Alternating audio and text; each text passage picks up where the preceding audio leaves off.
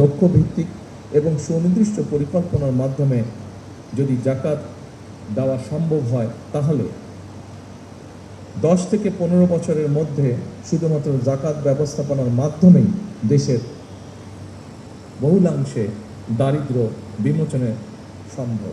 দরিদ্র কিংবা হতদরিদ্র পরিবারগুলোকে চিহ্নিত করে প্রতি বছর পর্যায়ক্রমে 5 লক্ষ পরিবারকে আমরা 50,000 টাকা থেকে 1 লক্ষ টাকা জাকাত দিতে পারি। আমি ব্যক্তিগতভাবে বিশ্বাস করি এসব পরিবারগুলোর মধ্যে বেশিরভাগ পরিবারগুলোকে হয়তো পরের বছর আর জাকাত নাও দিতে হতে পারে। আজকের এই ইফতার মাহফিলে সঙ্গত কারণেই সকল এতিম সন্তানদেরকে আমন্ত্রণ জানানো সম্ভব হয়নি। তবে এতিমদের ব্যাপারে রাষ্ট্র এবং সরকারের দৃষ্টিভঙ্গি তুলে ধরার ক্ষেত্রে এই ইফতার মাহফিল অবশ্যই একটি প্রতীকী তাৎপর্য বহন করে। এই ইফতার মাহফিলে এতিমদের প্রতি বিত্তবানদের দৃষ্টিভঙ্গি এবং দায় দায়িত্ব পালনের ব্যাপারে একটি ইতিবাচক বার্তা দিবে বলে আমি ব্যক্তিগতভাবে দৃঢ়ভাবে বিশ্বাস করি। প্রতিজন বিত্তবান যদি অসহায় এতিমদের প্রতি পবিত্র কোরআন হাদিসের নির্দেশনা অনুযায়ী দায়িত্ব পালন করতে সচেষ্ট থাকেন, আমি বিশ্বাস করি তাহলে পিতৃহারা এতিম সন্তানেরা এক বুক বেদনা বুকে নিয়েও রাষ্ট্র এবং সমাজে আত্মবিশ্বাসের সঙ্গে এগিয়ে যাওয়ার প্রেরণা খুঁজে পাবে। সম্মানিত সুধীবৃন্দ,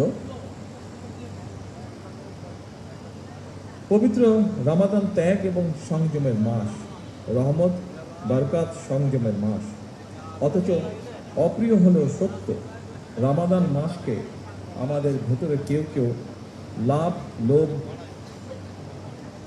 মাস হিসাবে বানিয়ে ফেলে।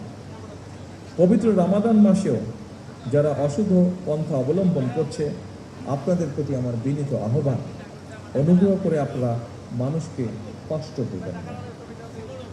সম্মানিত আলেম ওলেমা মাশায়েখবৃন্দ, ইসলামের 5টি ভিত্তির আরেকটি হচ্ছে জাকাত, যেটি অত্যন্ত গুরুত্বপূর্ণ। দেশে জাকাত ব্যবস্থাপনা নিয়ে আমি আমার একটি চিন্তার কথা আপনাদের সঙ্গে শেয়ার করতে চাই। ইসলামের বিধান অনুযায়ী আমাদের সমাজে অনেকে বিত্তবান নিজ উদ্যোগেই জাকাত দিয়ে থাকেন। কেউ কেউ সরকারের জাকাত বোর্ডের মাধ্যমেও জাকাত পরিশোধ করে থাকেন। বিভিন্ন গবেষণা রিপোর্টে দেখা গিয়েছে প্রতি বছর বাংলাদেশে এই জাকাতের পরিমাণ প্রায় 20 থেকে 25,000 কোটি টাকার বেশি হয়ে থাকে। কেউ কেউ এর পরিমাণ আরো অনেক বেশিও বলছেন।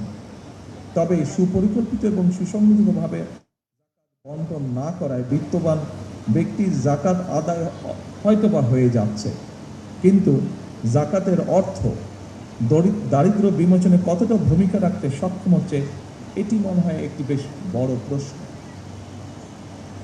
যতটুকু আমি জানি, অবশ্যই এখানে বিশিষ্ট আলেম ব্যক্তিবর্গ বসে আছেন, ওনাদের তুলনায় এই ব্যাপারে আমার জ্ঞান খুবই সীমিত। যতটুকু আমি জানি, জাকাত দাতাদেরকে ইসলামী বিধানে এমনভাবেই জাকাত বন্টন উৎসাহিত করে যাতে একজন জাকাত গ্রহীতা প্রথম বছর জাকাত গ্রহণ করার পরের বছর আর জাকাত গ্রহণ করা যেন না প্রয়োজন হয়।